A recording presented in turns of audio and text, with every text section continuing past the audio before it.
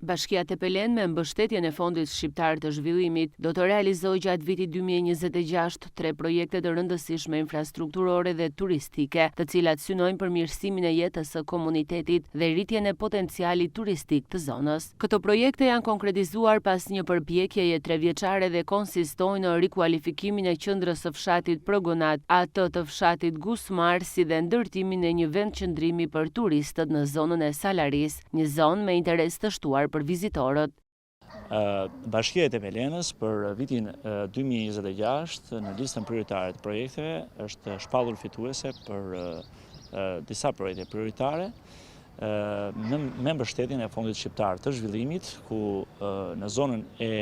Kurveleshit, Labëris, do të ndërtohet qendra e fshatit Progonat, fshatit Gusmar dhe një pik mobility hub që quhet, e cila lidhet me turizmin në zonën e Salaris. Ndërkohë, Fondi Shqiptar i Zhvillimit ka mbështetur gjithashtu Bashkinë Tepelen për realizimin e një tjetër investimi të rëndësishëm, konkretisht ndërtimin e një parkimi për automjetet pranë Kalas Ali Pashës, një prej pikave më të frekuentuara turistike në zonë. Gjithashtu, Fondi Shqiptar ka mbështetur Bashkinë Tepelenës dhe për ndërtimin e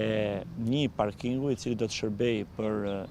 vendqëndrimin e automjeteve për Kalan e Alipashës,